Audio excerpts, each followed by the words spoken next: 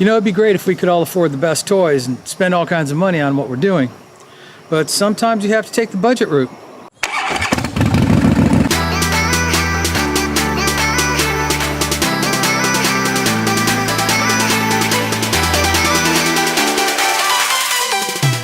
Hey, welcome back. I'm so glad you could join me, and I appreciate you being here. As a small YouTuber and motovlogger, I can't afford to go out and spend a ton of money on gear. Oh, but I wish I could. So I have to look for the bargains where I can find them. Now, as much as I'd love to have a Rode VideoMic Pro for the camera, I just don't have that kind of money. And I don't really have a big enough channel to be able to justify it. So when I heard that Takstar had a pretty decent offering for a fraction of the price, this is the Takstar SGC-598 video mic that goes right on top of the camera, just like the Rode mic. I thought, I want to check this out and see how it works out for me. This thing came in at $25 or $26. I'll put the link below, but it's super cheap compared to the higher end name brands. Now, obviously I want to get the best quality for my dollar. I want to be able to make the best video and audio for the channel, but I also have to balance that with economy. The Takstar takes a AA battery, has a windscreen for the microphone, and has 3 controls on the side. The first is power on and power off. Unfortunately, it's not automatic like the new Rode mic, but it's a whole lot cheaper. The second one is a 10 dB boost. We'll go through that. And the third switch is a low frequency cutoff, or a high pass filter that cuts off, I believe, about 200 Hertz. That's great to drop out rumble in your video or lower frequencies and electrical hum. So to give you an idea of what the mic does, we'll listen to it in a couple of different ways. First, let's listen to the on-camera microphone. Now, unless I say otherwise, all of this audio is straight out of the camera, no editing, no adjustments, no volume or anything. Just to give you a fair comparison. This is the on-camera microphone on the Canon 77D. I found it's generally not bad. It does pick up a fair amount of ambient noise. So I'm standing 2 feet away from the mic right now, 2 feet away from the camera. This is probably more like 5 to 6 feet. You can still hear the ambient noise, and I'm not really sure what my voice sounds like right now, but I am kind of raising it just a little bit. I'm trying to speak to the camera, but you can get some sense of what it sounds like. So let's listen to it with the Takstar. This is with the Takstar turned on and no boost and no filter on the low end. That's the ambient noise. I have no idea how this is going to turn out. This is as much of an experiment for me as it is for you. So let me move back just a little bit. Okay, again, this is probably 5 feet from the camera. Again, I'm raising my voice just a little bit because, well, I can't help myself.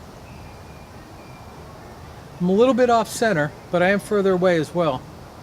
Again, you can get some sense of what that sounds like. The next thing I'm going to do is turn on the 10 dB boost. This is with the 10 dB boost on. Now, I did find in previous testing that it was a little noisy, added a little bit of hiss on the bottom end, but that could have absolutely been because of the environment I was in. I'm not sure. We'll find out when we look at this video. Oh, one other thing I should mention. It also comes with this great little carrying case for the microphone, which I have yet to use because it's been on the camera. So about 5 feet from the camera, slightly off center. Again, I'm raising my voice because I'm speaking to you and you're way over there. That's about what it sounds like right there.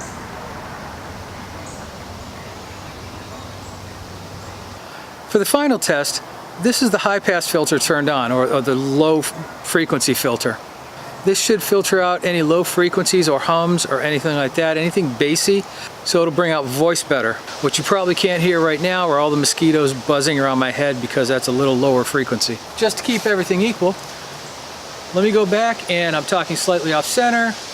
Voice is a little bit raised, but I'm 5 feet away. That's what the ambient noise sounds like. That's what my voice sounds like.